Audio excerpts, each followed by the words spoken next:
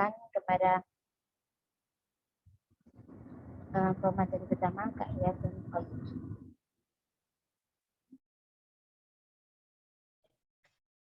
Assalamualaikum warahmatullahi wabarakatuh. Waalaikumsalam warahmatullahi wabarakatuh. Ya, saya akan menjelaskan yang pertama itu ada hubungan agama dan moralitas sosial. Agama merupakan tongkat petunjuk jalan bagi manusia yang buta pada nilai-nilai moral dan norma-norma agama. Ketika manusia itu berpegang pada agama, maka ia akan senantiasa berada pada jalan kebaikan dan kebenaran. Seiring berjalannya waktu, benih-benih perubahan selalu saja muncul, menuntut manusia untuk senantiasa siap beradaptasi. Namun, perubahan yang begitu cepat menerobos seluruh aspek kehidupan masyarakat terkadang menjadi suatu hal yang tidak terkendali. Akibatnya, ketidakcermatan dalam memfilter segala perubahan yang terjadi mengakibatkan adanya ketimpangan sosial di tengah masyarakat. Agama dan moralitas juga tak luput dari perubahan. Contohnya saja, degradasi moral yang sering menghantui para remaja akibat westernisasi yang terus-menerus menghujam, sehingga tingkat kereligiusan semakin menurun dan berdampak pada merosotnya akhlak moral. Moralitas ialah unsur penting yang harus ada dalam kepribadian setiap insan, di mana moral menjadi tonggak penilaian standar baik buruknya seseorang. Status individu sebagai anggota dalam sebuah kelompok sosial, perilaku bermoral akan sangat diperlukan demi mewujudkan kehidupan damai yang penuh dengan keteraturan, ketertiban, juga keharmonisan. Setiap agama pasti mengajarkan kebaikan, termasuk di dalamnya mengajarkan tentang hubungan bermasyarakat. Ketika manusia berinteraksi, haruslah dibubuhi dengan sikap saling menghormati, saling menghargai, ataupun toleransi. Relasi agama dan moralitas dalam realita relasi antara agama dan moralitas sangatlah erat karena setiap agama pasti mengandung sebuah ajaran moral. Melalui agama, kehidupan akan lebih mudah dipahami, sebab agama menunjukkan dan menjelaskan nilai-nilai yang sangat berguna bagi pengalaman manusia. Banyak muncul anggapan bahwa hanya orang yang beragamalah yang mampu menunjukkan sikap yang bermoral.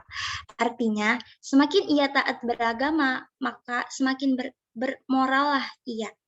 Tapi semakin ia jauh dari agama, maka semakin rusaklah ia. Di samping itu, tidak sedikit juga anggapan bahwa tanpa harus beragama, seseorang akan dapat menunjukkan perilaku bermoralnya. Menurut yang B, hubungan nilai-nilai agama dan nilai moral. Menurut Sonny Keraf, moral menjadi tolak ukur yang dipakai masyarakat untuk menentukan baik buruknya tindakan manusia. Sebagai orang dengan jabatan tertentu atau profesi tertentu, sehingga seseorang dapat memiliki moral yang baik ataupun moral yang bersifat buruk.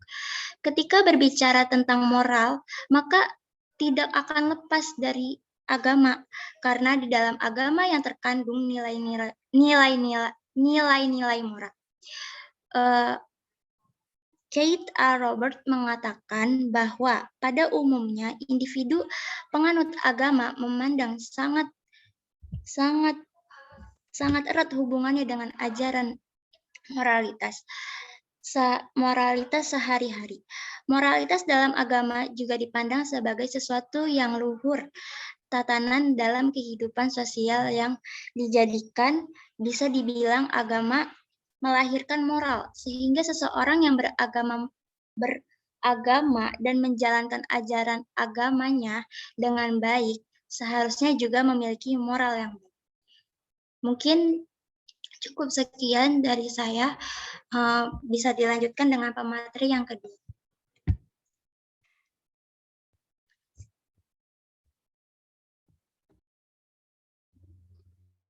Baik, selanjutnya dilanjutkan oleh Kak Azka. Silakan Kak Azka. Baik, terima kasih Kak Iin dan Kak Hilya. Saya akan melanjutkan apa yang telah dipaparkan oleh Kak Hilya. Menurut Suryadi, nilai agama dan moral adalah ukuran baik buruknya seseorang, baik sebagai pribadi maupun sebagai warga masyarakat dan warga negara.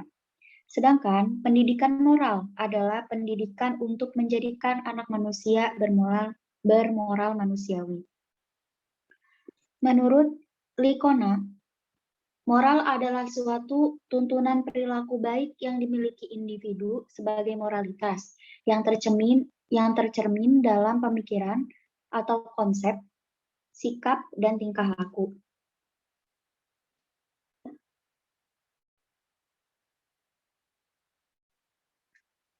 Kesimpulannya, salah satu fungsi dari agama adalah penanaman nilai moral dan kepatuhan terhadap nilai moral yang ada.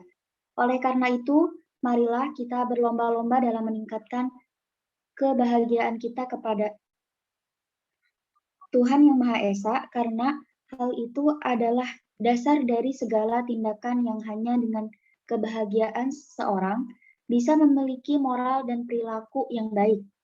Agama dan moralitas sosial merupakan pilar yang sangat penting bagi tegak, serta kokohnya suatu masyarakat, bangsa, dan negara.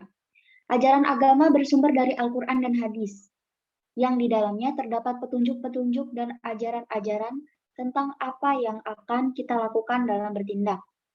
Setiap agama pasti mengajarkan kebaikan, termasuk di dalamnya mengajarkan tentang hubungan bermasyarakat.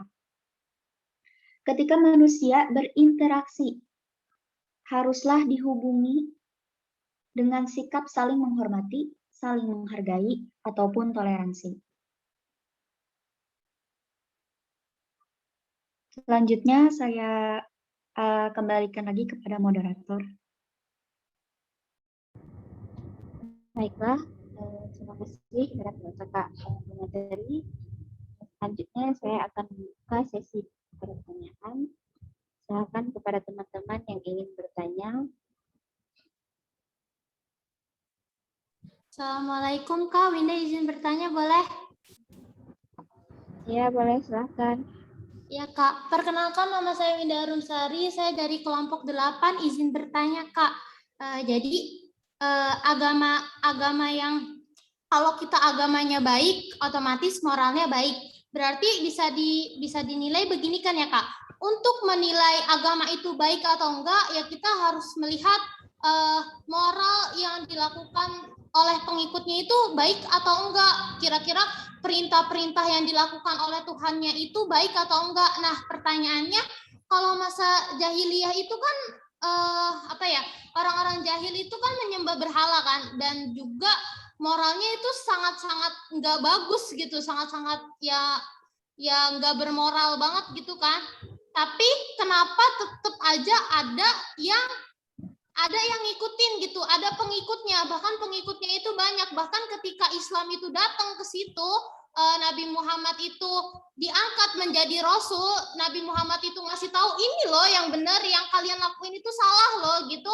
Tapi tetap aja ada yang nggak mau masuk agama Islam gitu, tetap bahkan ada yang benar-benar tentang Nabi gitu. Itu kenapa Kak? Apakah ada kolerasinya antara itu tuh perlakuan orang-orang jahiliyah itu dengan sosiologi dan antropologinya gitu, yang ngebuat mereka itu tetap kokoh di agama yang itu, padahal mereka itu tahu kalau agama yang mereka anut itu salah gitu, agama yang mereka anut itu tidak bermoral gitu Kak. Terima kasih. Maaf Kak Winda, coba bisa diulang pertanyaannya gimana? Pertanyaannya aja.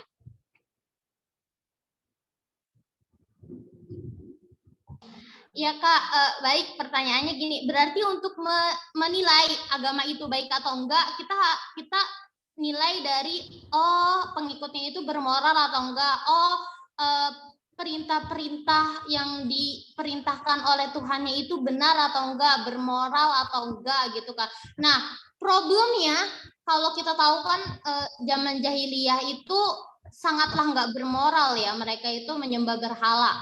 Nah, poin intinya kenapa pengikutnya itu tetap kokoh di ajaran itu, padahal ya itu enggak bermoral gitu kan. Kenapa enggak? Suara siapa? Kenapa enggak beralih, enggak tiba-tiba beralih ke ajaran Nabi Muhammad yang itu tuh bermoral banget gitu loh. Apakah ada kolerasinya yang dilakuin sama ini nih pengikut yang berhala ini yang nggak bermoral ini dengan cabang ilmu sosiologi dan antropologi, dibahas nggak di situ? Kenapa mereka tetap kayak gitu? Kenapa nggak berpindah move on gitu loh ke ajaran Nabi Muhammad yang jelas-jelas bermoral? Begitu Kak pertanyaannya. Enggak, sekarang saya tanya. Kita tahu mereka nggak bermoral itu dari mana? Karena Kalau kita tahu, banyak yang enggak manusiawi yang dilakukan, Pak. iya, kita tahu itu dari mana? Itu tidak manusiawi, itu tidak bermoral. Kita tahu dari mana? Dari Islam. Dari agama kan? Ya, ketika mereka melakukan itu, mereka nggak tahu itu bermoral menurut mereka. Kita tahu bedanya itu karena Islam datang terus mengikis, menyempurnakan hal itu menjadi baik. Oh ini salah, itu benar, ini salah. Gitu. Sebelum itu mereka nggak tahu itu benar apa salah. Menurut mereka ya benar, menyembah patung itu benar, gitu loh. Membunuh anak perempuan itu benar. Kita tahu itu nggak benar kan karena agama Islam datang. Itu maksudnya. Tapi apakah semua itu dirubah total oleh Islam? Tidak. Ada masalah-masalah moralitas yang dipertahankan oleh Islam. Ada yang disempurnakan. Gitu. Jadi Islam datang dengan Nabi Muhammad itu liutammima makarimal akhlak, menyempurnakan moralitas yang sudah ada. Gitu loh. Kita tahu itu tidak bermoral kan karena wahyu yang menyatakan Islam datang bahwa itu tidak bermoral. Apakah mereka yang melakukan selama ini sebelum datangnya Islam tahu itu tidak bermoral? Mereka nggak tahu. Gitu. Jadi pertama kali itu harus dilihat dulu apakah itu moral, apakah itu agama, apakah itu etika. Itu dulu deh. Berangkat dari situ. Etika itu apa, moral itu apa, agama itu apa. Itu dulu. Karena kalau kita masuk ke misalnya satu komunitas atau satu lembaga, di situ ada kode etik. Misalnya di kedokteran. Kedokteran itu ada kode etik. Apakah itu dasarnya dari agama? Kode etik yang disusun itu dasarnya dari agama atau moral?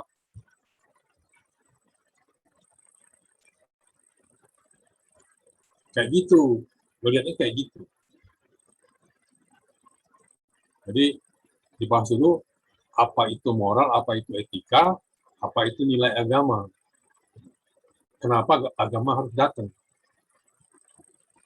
Apa nggak cukup dengan moralitas sosial misalnya?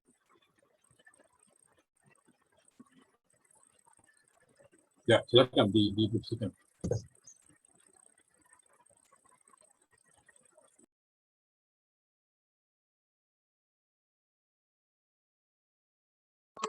Assalamualaikum kakak pemakalah. Boleh izin bertanya kak? Ya, silakan Kak Cindy. Perkenalkan nama saya Cindy dari Tangerang. Di sini saya pengen tanya bagaimana caranya menumbuhkan nilai moral dalam diri kita dan cara mempraktekannya gitu.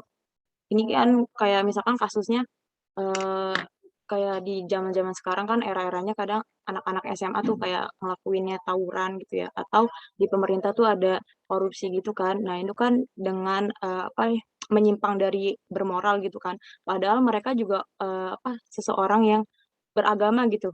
Nah, itu gimana cara menumbuhkan rasa moral yang lebih baik lagi gitu, Kak? kasih Kak. Iya, sama-sama Kak. Kepada Kak pemakalah dan menjawab atau teman-teman masih ada yang ingin bertanya, silahkan.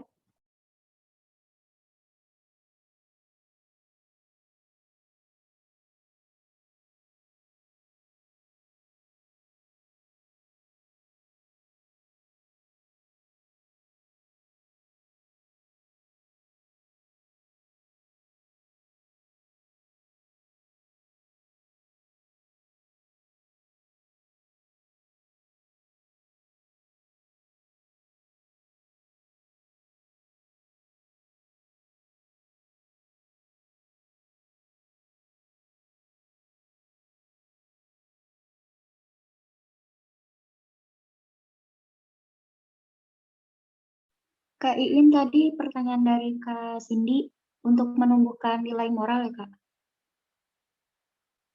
Iya, bagaimana caranya untuk cara menemukan nilai moral untuk pada diri sendiri dan cara mempraktekkannya.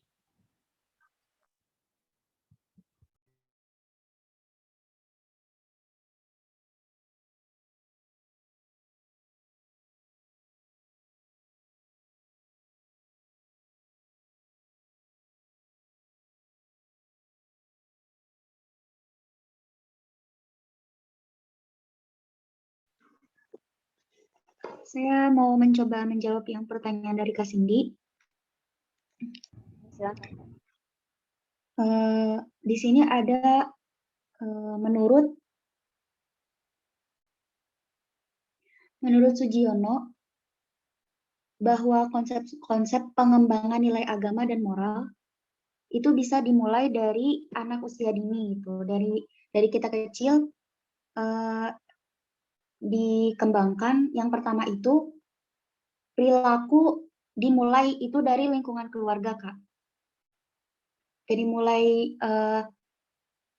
tata krama, sopan santun, bisa dimulai dari situ. Atau kita sebagai apa ya? Kalau kita punya adik atau punya keluarga yang lebih muda, kita bisa mencontohkan perilaku yang baik gitu, seperti berdoa sebelum makan, terus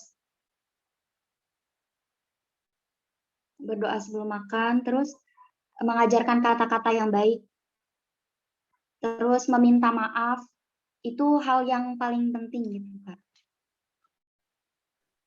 Mungkin teman-teman yang lain ada yang ingin menambahkan?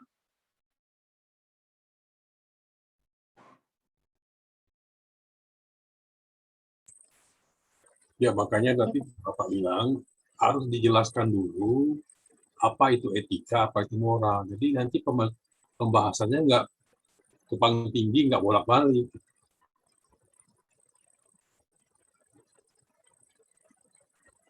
Moral itu kebiasaan, adanya di internal individu. Kalau etika itu adalah karakter. Ya, dipaksa dari luar. Diambil nilai-nilai dari eksternal. Contoh misalnya sekarang. Ada orang unggah-ungguhnya hormatnya kepada orang tua. Dia memuliakan betul orang tua. Ya.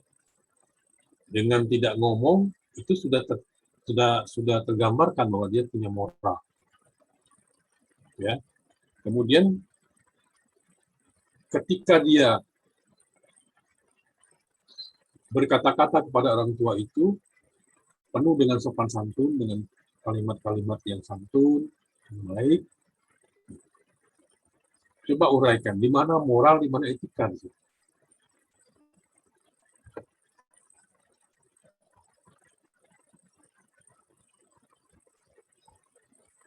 Ayo, coba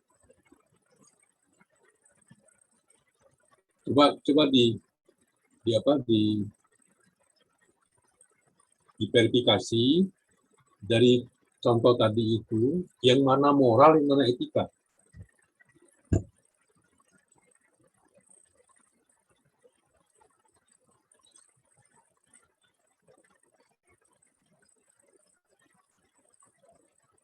Ya, baik, Pak. Ya.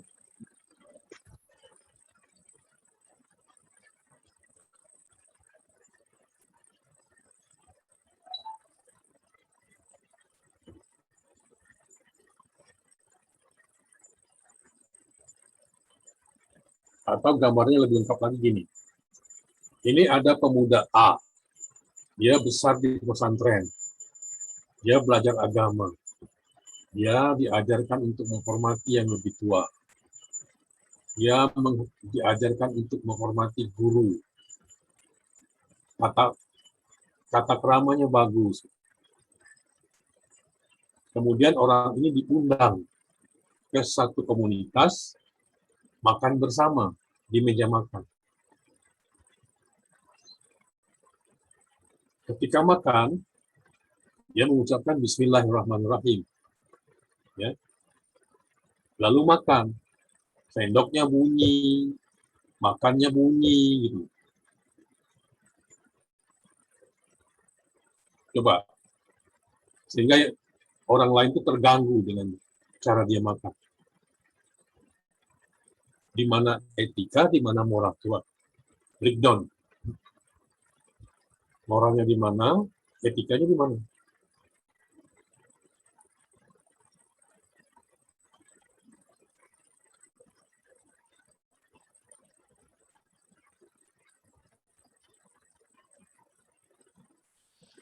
Bapak Winda izin menjawab boleh? Ya, silakan.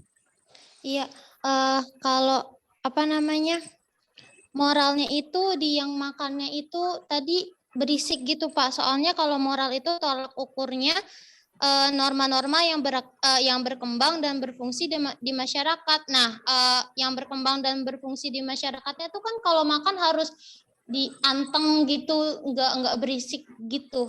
Jadi itu masuknya ke Itu bukan moral. moral, itu bukan moral, Arum, bukan. Itu etika. Makan bersama di meja makan itu ada etikanya. Kalau moral itu yang dalam diri dia. Dia hormat pada orang tua. Dia unggah-ungguhnya bagus. Gitu. Dia susunan kata-kata dia itu juga bagus, tidak menyinggung orang lain. Gitu. Tapi kok ketika makan orang terperangah. Sendok magarpunya bunyi, terus makannya juga bunyi. Jadi antara moral dan etika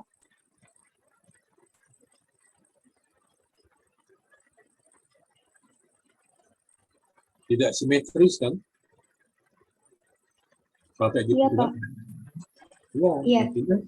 artinya bisa aja orang bermoral, tapi dia bisa juga tidak beretika. Atau sebaliknya, orang itu tidak beretika, tapi bermoral. Atau orang itu beretika, tapi tidak bermoral. Orang itu tidak beretika, tapi bermoral. Karena dua hal yang berbeda. Satu menyangkut karakter, satu menyangkut kebiasaan.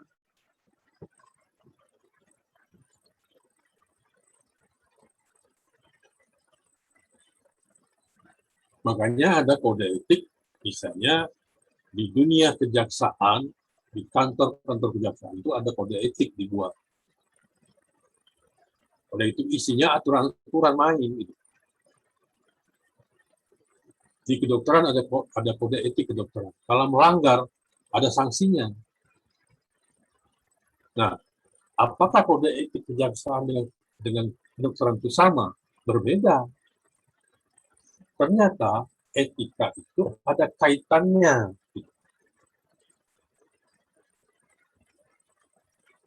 Etika di jalan raya, etika di kantor, etika di masjid, etika di mana lagi? Di rumah sakit. Masuk rumah sakit, kita teriak-teriak, nyanyi-nyanyi. Itu berarti kita tidak beretika. Walaupun kita bermoral mungkin.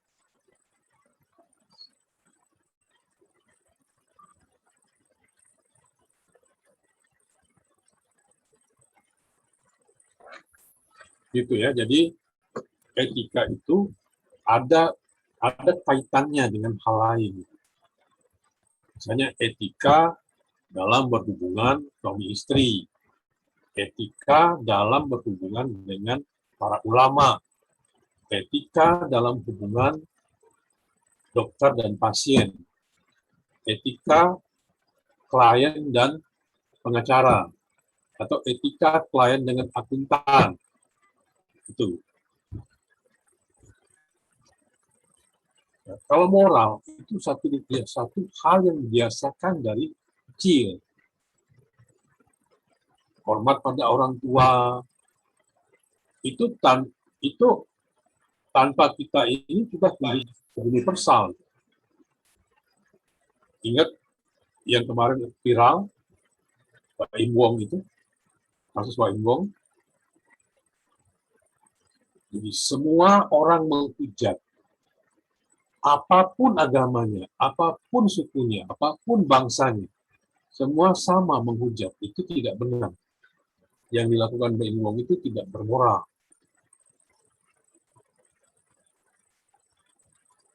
Ada yang mengatakan tidak bermoral.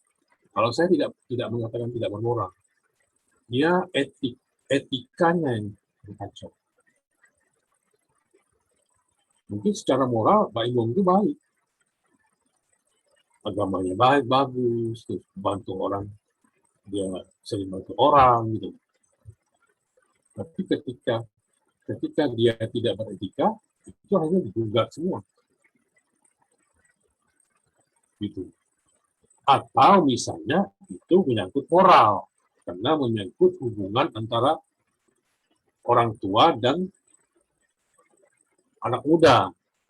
Nah, oleh karena itu makanya seluruh lintas sektoral itu menghujat Pak Im Wong salah karena bersikap tidak sopan kepada orang tua, baik di agama Hindu, agama Buddha, agama Islam, agama Katolik, agama Protestan, orang nggak beragama sekalian itu sama menyatakan bahwa Pak Im Wong salah, terlepas bahwa orang bapak itu mengganggu Pak Im Wong, tapi kita punya moralitas yang harus kita pertahankan ketika berhadapan dengan orang tua.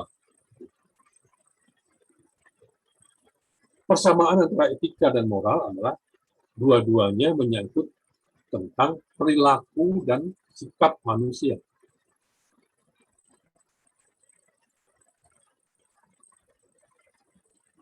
Yang satu, etika itu berasal dari eksternal dirinya, kalau moralitas, moral itu berasal dari dalam dirinya. Jadi bedanya itu.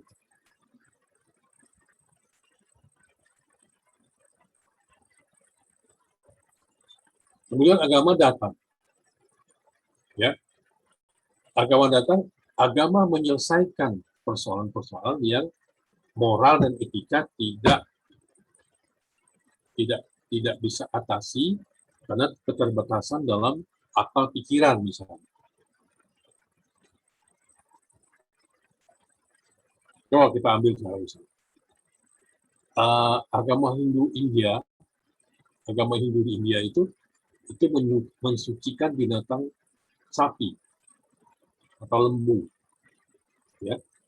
Itu mereka tidak boleh dimakan, kemudian itu binatang yang dianggap suci oleh agama Hindu India.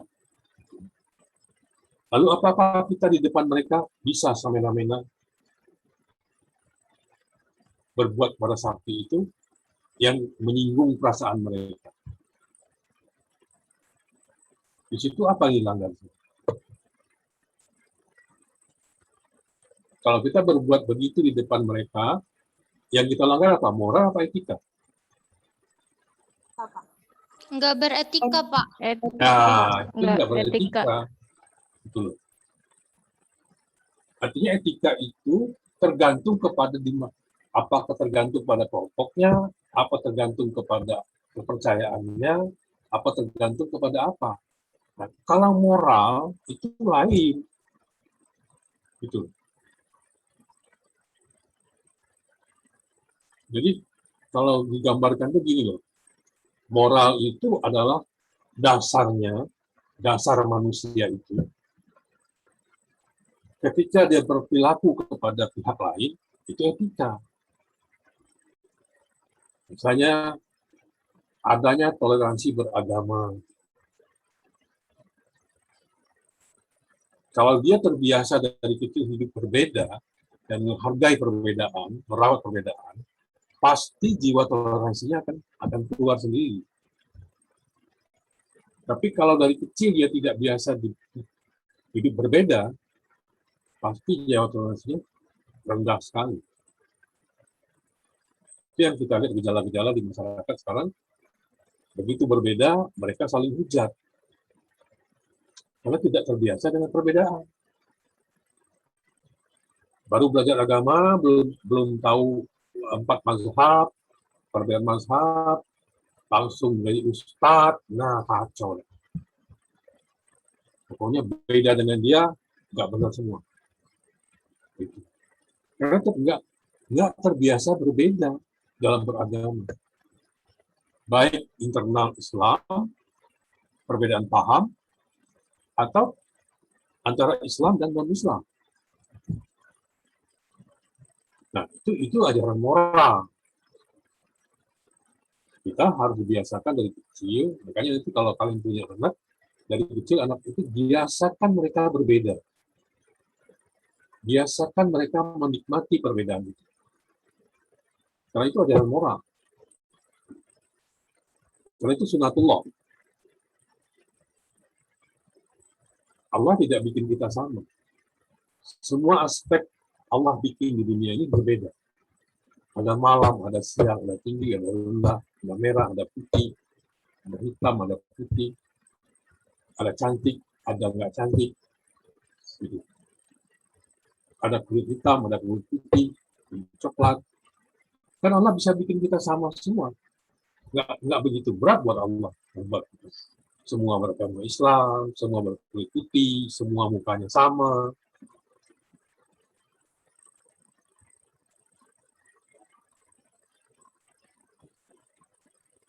Sekarang coba kita analogikan. Kalian nonton satu film, di situ tidak ada konfliknya, tidak ada perbedaannya, orang-orangnya sama semua, perempuannya sama, mukanya semua. Yang laki-laki semua sama semua. Kalau makan semua. Kalau berenang semua. Kalau jalan semua. Enak nggak nontonnya? Enggak, Pak. Ya, karena perbedaan itulah hidup itu menjadi menarik. Kalau sebuah orkestra, isinya itu gitar semua, bunyi sekaligus, nggak akan enak bunyinya. Dia menjadi enak dinikmati dan kita bisa menghayati irama itu kalau perbedaan itu diharmonisasikan. Ada bunyi ngak-ngok, ada dung-dung-dung, ada ngeng-ngeng, ada ceng-ceng-ceng, ada diharmonisasikan dalam satu orkestra sehingga kita mendengarnya, Masya Allah, nikmat sekali. Itu karena mereka berbeda. Disatukan. Diminish perbedaan itu menjadi sebuah harmonisasi besar. Maka jadi menarik hidup itu. Jadi hidup itu perbedaan itu keniscayaan. Itu taruh dalam otak kita, dalam pikiran benak kita bahwa kita hidup harus berbeda. Kalau cari suami, jangan cari suami yang sama dengan kita, sukanya, karakternya. Nggak lama rumah tangga itu bubar itu. Karena nggak ada di mana kliknya gitu. Dia bisa klik itu karena mereka berbeda. Suaminya nggak suka ngomong, istrinya suka ngomong. Bayangkan kalau suami istri itu pendiam semua. Seharian itu cuma dua kata yang keluar juga. Rumah seperti kuburan. Dengan perbedaan itulah mereka hidup bersama. Hidup bersama itu harus dengan perbedaan-perbedaan. Jadi menarik.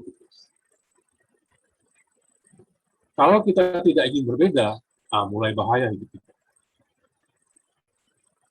Gitu. Kan Tuhan bilang kan, dia akan menjadikan bahwa kabaila lita'arafu, supaya kalian saling berinteraksi, saling bersilaturahmi, saling melengkapi, saling mengunjungi, saling menghargai, saling memuliakan. Itu gunanya kalau kita berbeda.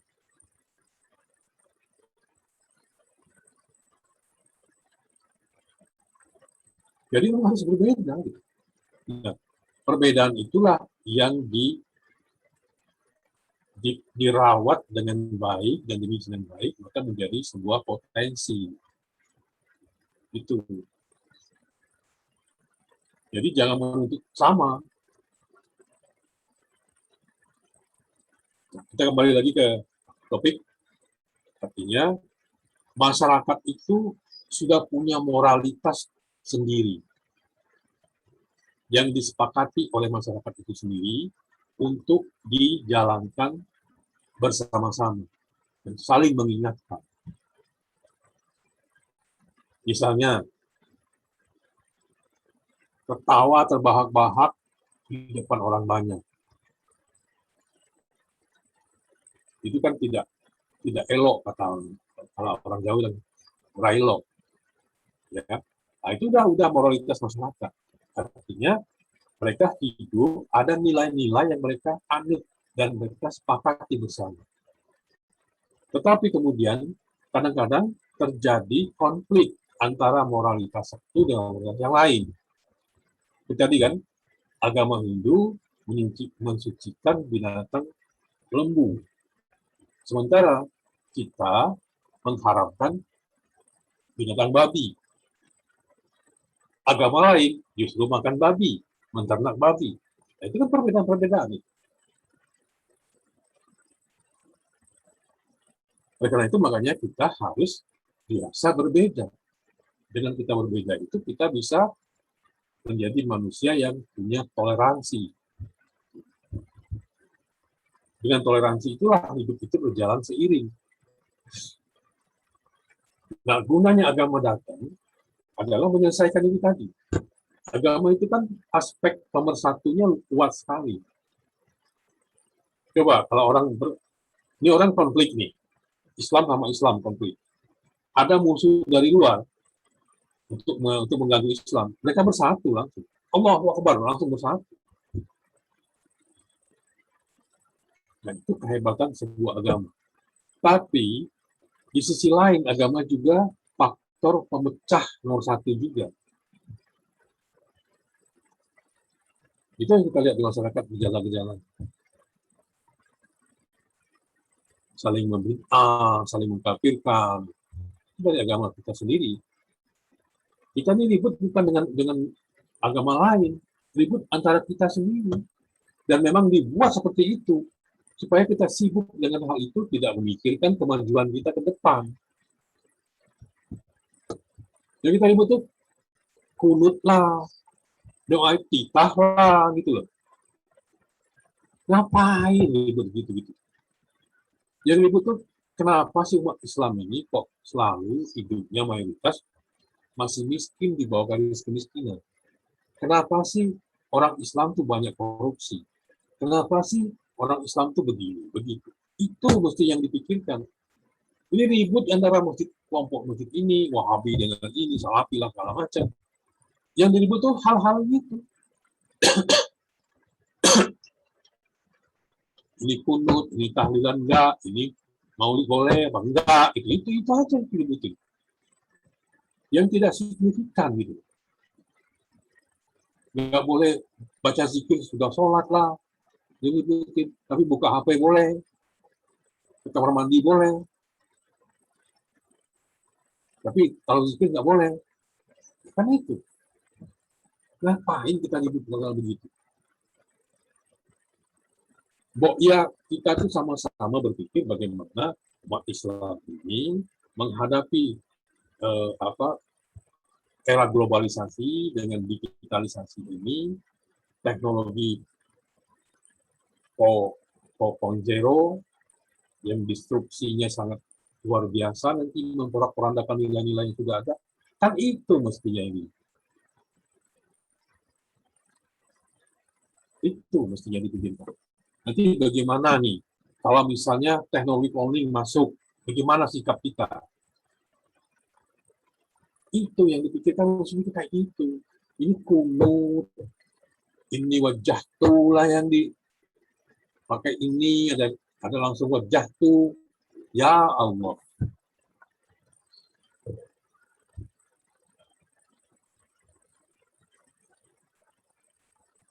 Sekarang dicari-cari, masalah dulu kan cuma kunut dan tidak kunut, gitu kan? Sekarang sudah doa etika di PTLI. Ada ulama pakai ini wajah tuh, ada langsung wajah tuh, ada yang pakai hanifam, ada yang enggak gitu. Ya itu kayak saya lihat kadang-kadang ketawa sih. Ya Allah, kita umat Islam itu ributnya. Sementara ada tantangan lebih besar di depan kita diamin aja.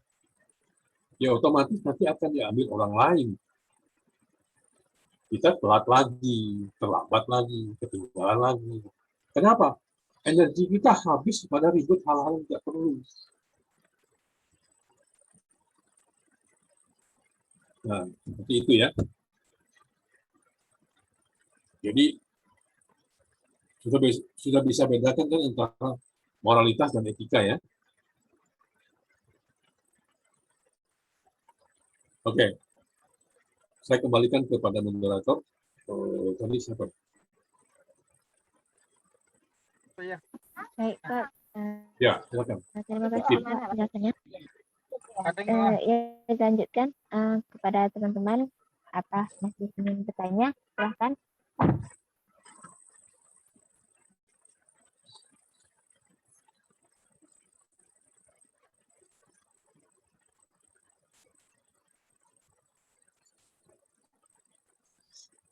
Assalamualaikum Kak Iin.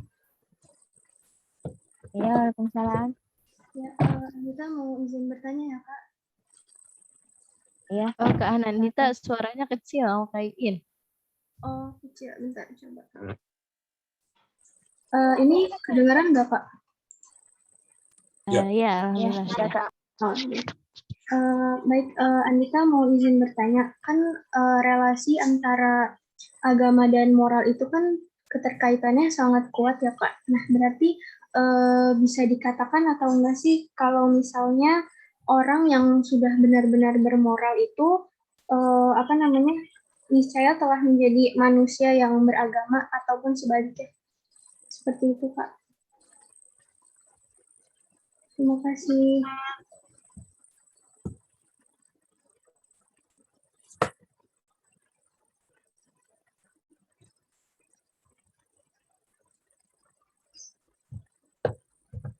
Baik, terima kasih Kak Anita. Berarti pertanyaannya itu apakah orang yang sudah benar-benar bermoral itu memang yang sudah betul-betul paham agamanya gitu ya Kak? Iya, begitu Kak Iin. Ya. Oke, kepada Kak pemakalah, apakah ada yang ingin menjawab? Kak Hilya, Kak Aska?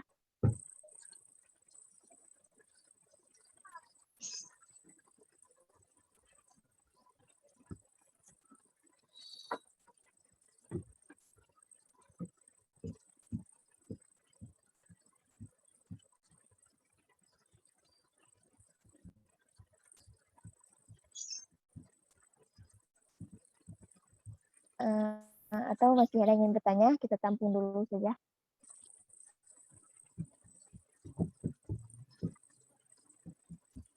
Kak Iin, maaf Kak, bisa diulang Kak pertanyaannya Kak? Sedikit lagi Kak. Ya, pertanyaannya, apakah manusia yang benar-benar sudah bermoral itu bisa dikatakan adalah orang yang sudah benar-benar beragama, benar-benar paham agama gitu Kak? Bisa dikatakan begitu atau gimana gitu?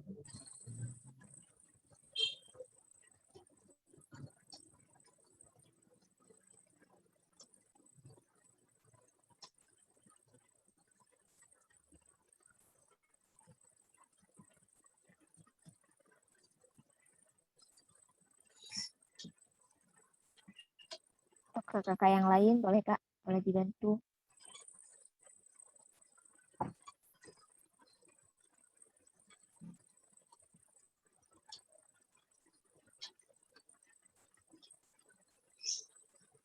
Pak moderator, masih boleh bertanya? Iya, silakan Kak Ulan. Sebelumnya saya izin okem ya, karena lagi hujan jadi jaringannya kurang bagus. Jadi kan sesuai yang tadi di awal tadi tentang pertanyaan Kak Winda kemudian disanggah oleh Bapak kan, bahwa sebenarnya pada zaman jahiliyah mereka tidak bisa dikatakan tidak bermoral karena pada saat itu mereka menganggap perbuatan mereka itu ya biasa-biasa aja gitu. Namun dengan datangnya agama, dari situlah kita bahwa perbuatan mereka kan tidak bermoral. Jadi apa bisa dikatakan bahwa kedatangan agama ini, adanya agama ini sebagai batasan dari moral hidup, hidupnya manusia gitu ya Kak. Kemudian pertanyaan selanjutnya, akankah moral ini mengalami perubahan? Maksudnya, sebentar Kak, tolong bilang gimana yang pertama? Yang pertama itu intinya apakah bisa dikatakan bahwa agama ini agama datang sebagai untuk membatasi moral-moral hidup manusia gitu Kak. Karena kan seperti yang pada zaman jahiliyah tadi gitu, perbuatan mereka kan itu kalau di zaman sekarang dianggap tidak bermoral ya. Namun kan pada zaman saat itu kan ya mereka melakukannya biasa aja gitu. Namun dengan datangnya agama, dari situlah tahu kalau itu tidak bermoral. Nah, kemudian pertanyaan yang kedua. Iya, Kak. Terus Kak, pertanyaan kedua, akankah misalnya nih suatu perbuatan ini dianggap tidak bermoral pada masa saat ini, namun akankah mengalami perubahan nggak Kak? Misalnya suatu saat nanti atau di zaman yang akan datang hal itu akan menjadi biasa aja. Apakah bisa seperti itu Kak? Jadi baik, apakah Kak Ulan, terima kasih pertanyaannya. Ya bisa berubah sesuai kondisi zaman dan keadaan? Terima kasih. Ya.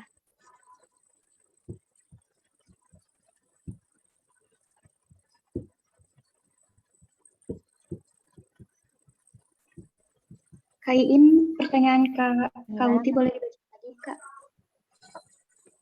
Ya, pertanyaan Kak Uti ada dua.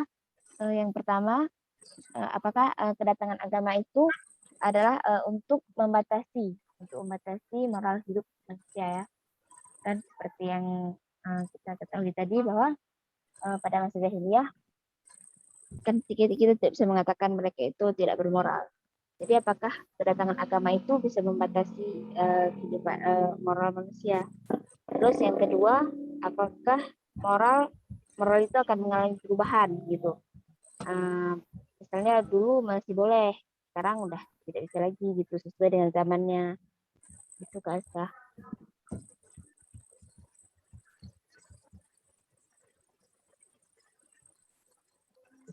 Ya Kak, mau mencoba menjawab pertanyaan dari Kak Uti tadi.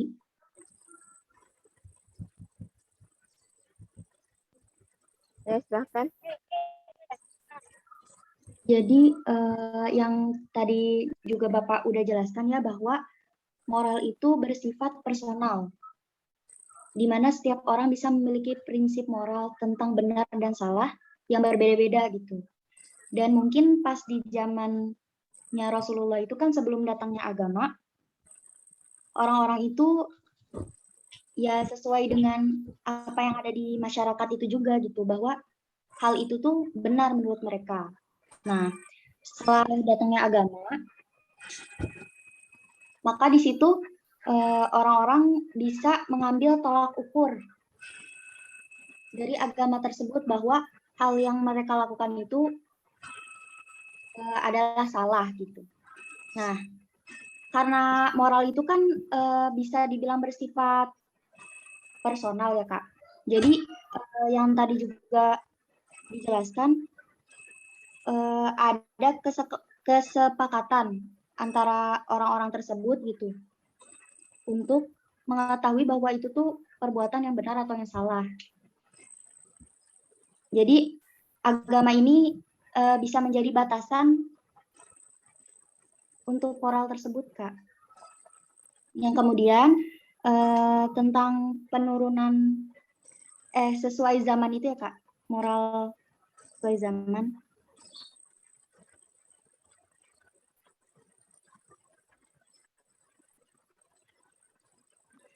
Moral itu bisa mengalami perubahan.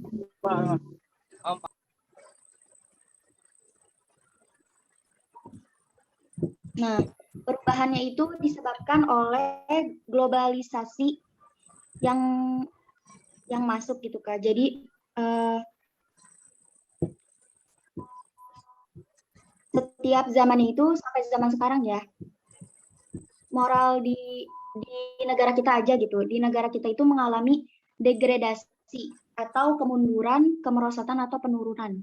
Jadi penurunan dalam masalah moral itu sebabnya karena globalisasi yang semakin masuk ke Indonesia, seperti pada cara berpakaian dan sopan santun yang kurang dalam bermasyarakat gitu. Mungkin teman-teman ada yang ingin menyanggah atau menanggapi atau menambahkan, silakan. Iya Kak, Kak. punten Winda izin menyanggah. Maaf Kak Yunita. Bukan ya Kak, moralnya sendiri nggak berubah, nggak ada yang berubah di moralnya, cuma tingkatannya jadi berubah, jadi lebih turun gitu, lebih luntur. Cuma moralnya nggak berubah. Yang Winda pikirin kayak gitu. Mohon koreksinya Bapak dan kakak-kakak.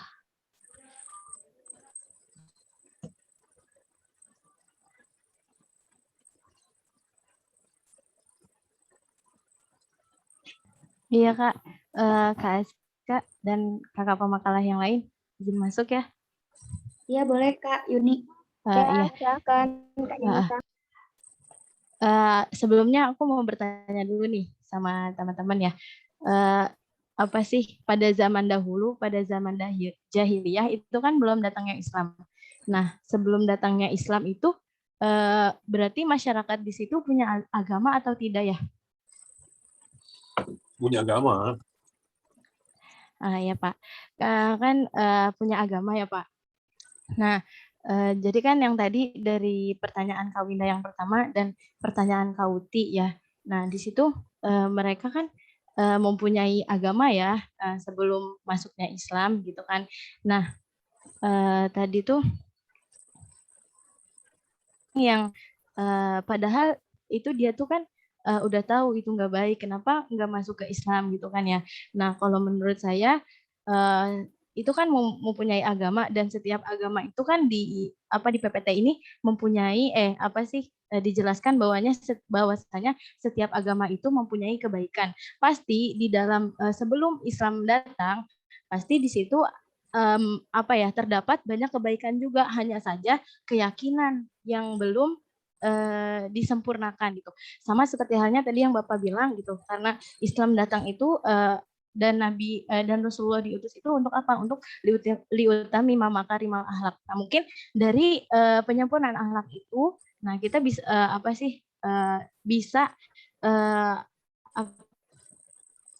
mencontohkan gitu ya. Jadi ada perbedaan dan seperti yang dibilang Bapak juga gitu bahwasanya perbedaan itu adalah sebuah rahmat kayak gitu Kak. Jadi bukan kan di sini juga kita membicarakan bukan hanya tentang agama Islam aja kan gitu. Agama-agama yang lainnya juga kita bicarakan kayak gitu Kak. Jadi kalau mungkin kalau menurut untuk keyakinan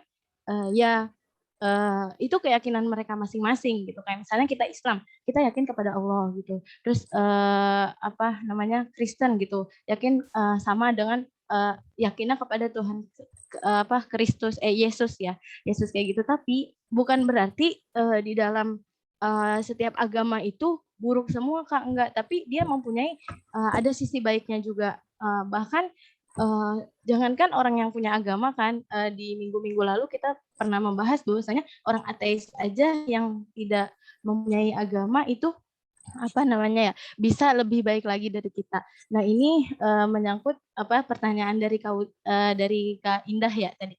Kak Indah tadi kan pertanyaannya apakah manusia yang sudah mempunyai moral yang bagus itu bisa dikatakan dia sudah paham banget agama kayak gitu? Enggak juga Kak gitu.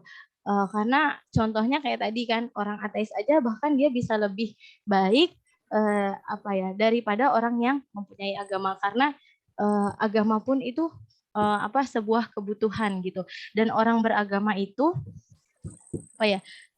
jadi orang beragama itu juga orang yang beragama dan tidak beragama itu tergantung dari mindset mereka masing-masing. Oke, tetap tambahan dari saya gitu. Jika ada kesalahan mohon dikoreksi Bapak dan teman-teman. Terima kasih. Ya baik, mungkin saya ambil alih ya karena waktu kita tinggal sedikit, karena saya ada kepentingan untuk menjelaskan tentang UTS. Maksudnya kita sudah minggu depan itu sudah UTS ya, tanggal 27. Oleh karena itu makanya relasi antara agama dan moralitas itu adalah agama itu berfungsi menyempurnakan, mengkoreksi, meningkatkan, atau menghapus. Itu kedatangan agama itu untuk itu.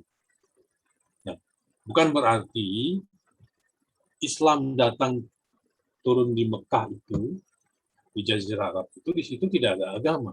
Mereka punya agama, ada Zoroaster, ada agama orang Arab itu namanya paganisme, menyembah berhala. Nah, mereka punya aturan-aturan hidup di situ.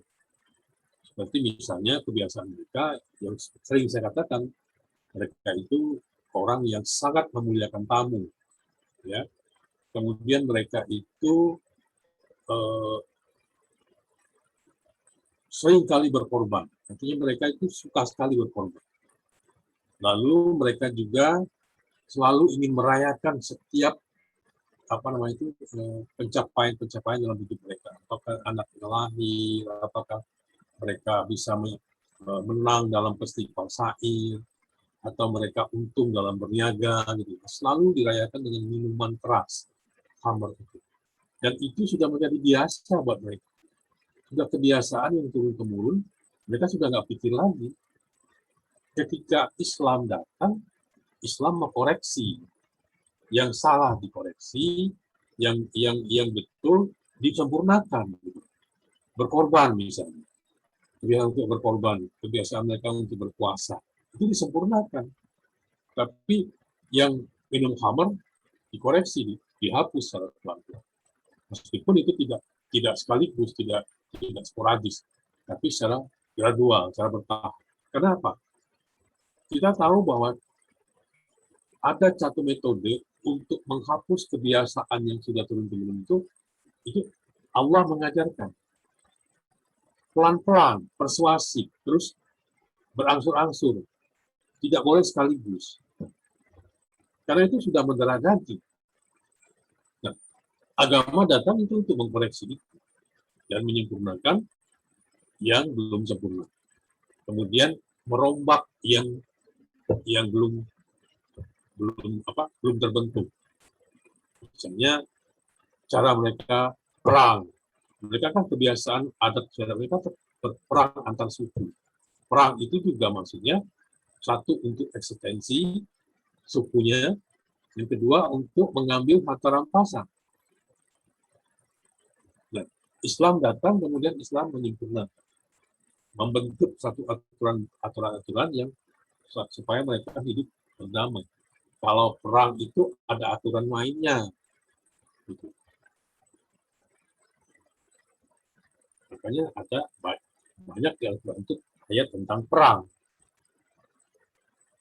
Banyak juga ayat tentang bagaimana memupuk hidup bersama dalam perbedaan-perbedaan. Itu agama datang. Jadi ada etika, ada moral, ada agama. Nah, kemudian dari etika itu, dari moral dan etika itu bersatu, melahirkan namanya susila atau sopan santun. Sopan santun itu adalah aplikasi dari moral dan etika itu berbentuk sopan santun. Nah, sopan santun sendiri adalah perilaku yang berdasarkan moralitas dan etika yang ada dalam diri dia. Etika itu dari luar, moral dari dalam, ya. Dia mengaplikasinya dalam sopan santun itu, dalam dia hidup secara beradab gitu. Meskipun adab itu adalah akumulasi dari segala macam pencapaian manusia, baik sikap perilaku moral, etika, sopan santun, susila, itu baik dalam bentuk nilai maupun dalam bentuk produk. Makanya peninggalan dengan bangsa itu nantinya dikatakan peninggalan peradaban bangsa A, peninggalan peradaban bangsa B. Karena bangsa itu pernah mencapai satu tahap yang baik dari segi nilai maupun dari segi apa yang mereka yang pernah mereka kerjakan, yang mereka pernah capai dalam bentuk bangunan-bangunan atau berbentuk fisik-fisik, bangunan fisik maupun bangunan-bangunan lain yang menjadi pertanda bahwa itu adalah peradaban bangsa yang pernah dicapai oleh bangsa yang dulu gitu. Kayak kita katakan peradaban, asal katanya adab. Makanya itu harus tahu jelas definisi. Apa itu akhlak, apa itu moral, apa itu etika, apa itu susila, apa itu sopan santun, apa itu ramah tamu, apakah itu tata krama. Jadi harus jelas penggunaannya di mana gitu. Ya. Nah, seluruh yang itu tadi itu di apa dasarnya adalah moralitas, akhlak. Itu tadi. Makanya Uistuli utami mama makhluk itu saya diutus untuk menyempurnakan moral manusia. Artinya situ sudah diakui bahwa manusia itu sudah bermoral, gitu. Ada moralitasnya. Kalau enggak, manusia itu saling bunuh. Dari zaman dahulu kala mereka saling bunuh. Persis seperti binatang. Yang kuat membunuh yang lemah. Gitu.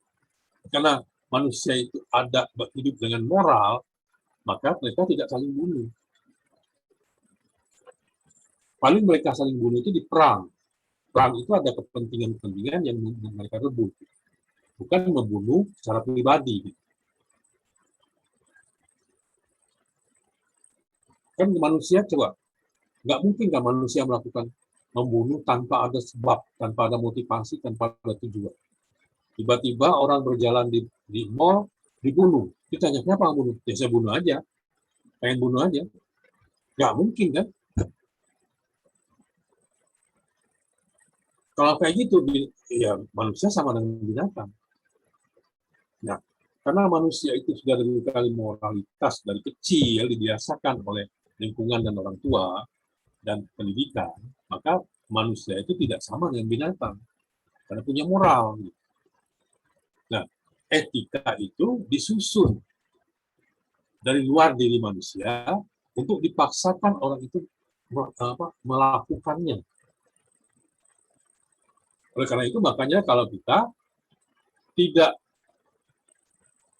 abai terhadap, misalnya kita mau nyebrang, ada nenek-nenek tua yang mau nyebrang, kita abai aja. Kita pasti dikutuk banyak orang. Itu orang nggak beretika. Ada etikanya orang itu hidup. Ada adabnya. Nah, itu kan nilai-nilai.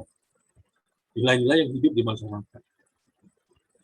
Ya, saya kira sampai situ. Saya masuk sekarang ke masalah UTS.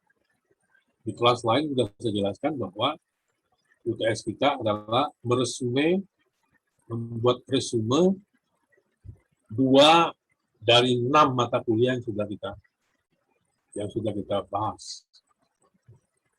Masing-masing mengambil 2 saja, terserah yang mana. Diresumekan dalam satu makalah. Gitu ya. Misalnya manusia dan kebudayaan, satu lagi manusia dan masyarakat, agama dan masyarakat. satu lagi agama dan kebudayaan. Jadi kan satu. Nah, itu contohnya gitu. Buatlah itu dalam ukuran kertas kuarto, terus menggunakan cover, pakai cover.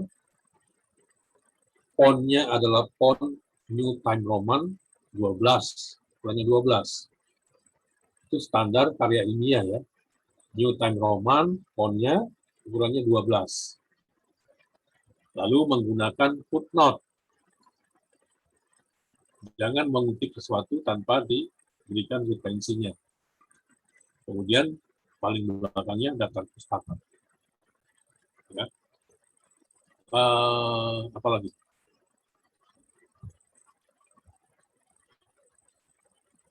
Isi dari pembahasan sampai kesimpulan itu tidak boleh kurang dari 5 halaman. Itu sangat minimal. Tidak termasuk pendahuluan, tidak termasuk cover ya.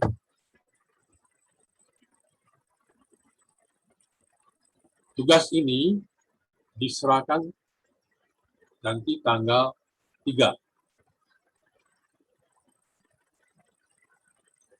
Deadline akhirnya adalah tanggal 3. Dan seluruh tugas itu teman-temannya kirim ke penanggung jawab. Di sini Cindy Khairu ya. Ada Cindy-nya. Ya. Nanti kalian kirim semua ke Kak Cindy. Nanti Kak Cindy yang membuat satu folder RAR-nya. Tahu kan Cindy ya? Jadi semua itu nanti dimasukkan dalam folder RAR, baru Cindy kirim ke Bapak. Kalau misalnya satu folder itu terlalu besar, kirimnya susah, kamu pecah dua folder itu. Jadi misalnya UTS 3E folder 1 itu judulnya. UTS 3E folder 2. Biasanya kalau sampai 40-50 orang itu kalau disatukan agak lama, jadi suka nggak jalan kita ngirimnya. Dipecah menjadi 2 atau 3. Sudah ngerti sih dia? Ya, baik, Pak. Ya. Ada pertanyaan tentang itu? Tentang Bapak, UTS ya?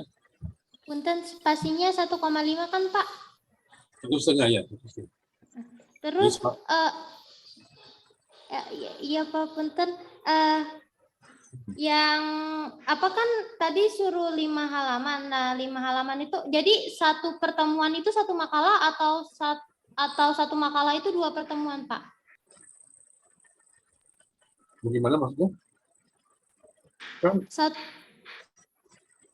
itu 5 halaman itu pembahasan minimal itu sangat minimal, itu kurang minimal. Jangan sampai minimal kurang dari 5. Gitu. Ya, makanya saya tidak batasin berapa itunya, tergantung dari keperluan kalian dalam meresume itu. Ini resume ya, bukan memindahkan makalah yang sudah ada, 2 makalah pindah ke 1 makalah, bukan itu. Kalau itu terjadi, saya tahu. Yang Bapak mau itu adalah meresume. Resumnya. Kalau hanya memindahkan, nanti saya tahu, oh ini memindahkan aja. Satu itu. Yang kedua, jangan ada yang sama persis.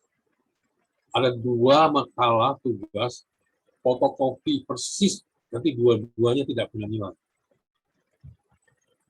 Misalnya punya Yunita sama Monet, persis sama. Kata-katanya, alinianya, lembarnya sama. Itu nanti dua-duanya nggak punya nilai. Hati-hati itu. Jangan sampai begitu. Usahakan jangan memindahkan yang ada di makalah teman itu dipindahkan ke makalah tugas. Jangan. Yang saya minta itu belajar meresume, itu penting. Kan kalian sudah bikin makalah, sudah cukup tahu kan cara bikin makalah, cara ilmiah, akademik. Terus bikin PPT sudah mahir ya, malah gambarnya wah macam-macam gitu. Sekarang meresume, belajar meresum satu makalah. Nanti di UAS mungkin kita belajar membuat artikel. Nanti di semester 5, semester 4 mungkin kita belajar bagaimana membuat jurnal kecil-kecilan.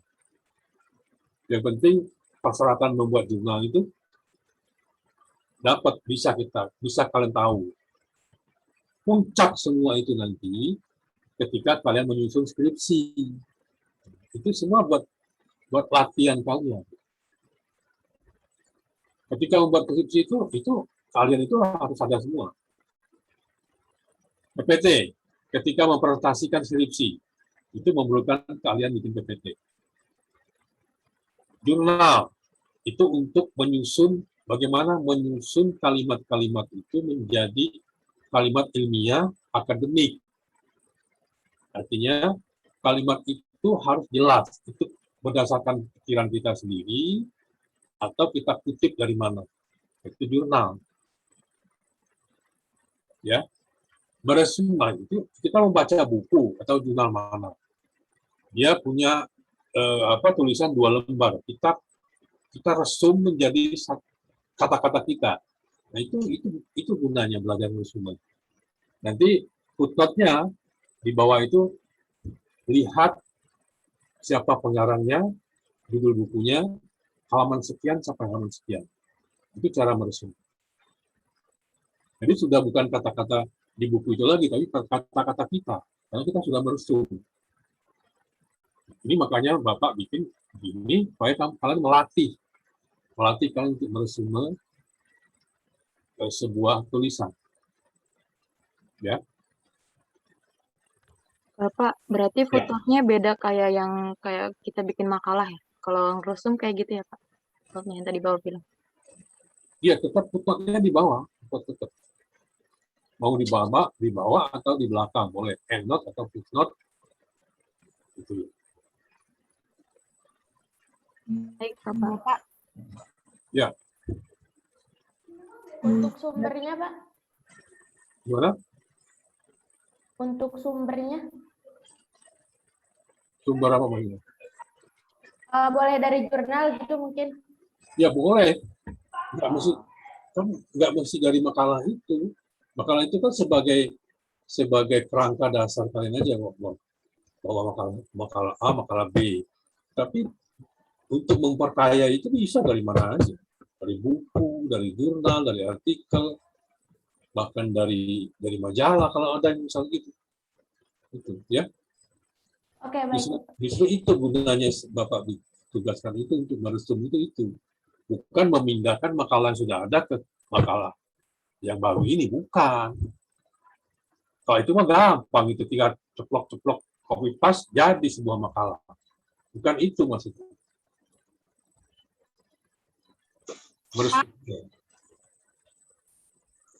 Jadi, bedakan meresume dengan meringkas ya, beda itu. Ya, itu makanya perlu keahlian. Kalau kalian sudah mahir meresume, jadi moderator itu gampang. Semua poin-poin yang berseliweran di dalam diskusi itu bisa kalian resumekan. Terakhir dibaca resumenya, orang geleng-geleng kepala. Kalian sudah mahir meresume. Gitu. Nah, karena itu biasakan apakah dalam pertemuan apapun bawa buku dan pulpen.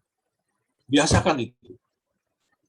Mau rapat mahasiswa, rapat dema, sema, rapat apa, mau rapat di kelas, mau di pelajaran, tetap ada buku dan tulisan. Biasakan. Biasakan untuk membuat kesimpulan-kesimpulan dan resume-resume. Kalau nggak dibiasakan, nggak bisa. Semua itu harus dibiasakan. Ya. Masih ada pertanyaan? Terakhir. Pak, berarti Ya. boleh nggak Pak, misalnya kita ambil pernyataan sedikit dari makalahnya gitu, terus kita menjelaskan dengan bahasa kita, itu boleh nggak? Gimana kok? Nggak jelas suaranya. Kita ambil misalnya Pak dari makalahnya pernyataannya kan Pak, misalnya sedikit, terus kita menjelaskannya dengan bahasa kita gitu Pak. Apa Ya, boleh? begitu yang mestinya begitu. Tapi tetap di dalam itunya lihat. Karena kita tidak membuat itu sendiri, kan, bukan kata-kata sendiri, kita berdasarkan kita baca di mana atau sumber dari mana. Kalau tidak persis yang kita kutip seperti itu, dengan kita rubah bahasanya, kita footnote-nya lihat, misalnya lihat siapa misalnya, lihat Budi, judulnya apa, halaman sekian sampai halaman sekian. Itu cara meresume. Lagi?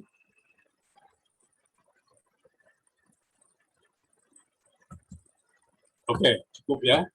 Kalau masih nanti ada yang lupa, terus baru ingat, nanti tolong kirim tanyakan ke apa? Kirim ke WA grup aja. Grup 3E ya. Baik, kalau gitu kita tutup sampai di sini. Sebelum ditutup, apakah ada kesimpulan dari diskusi ini oleh pemakalah?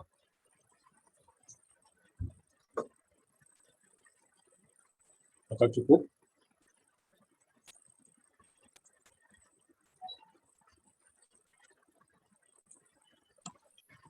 Halo Kak Iin. Iin atau Aska?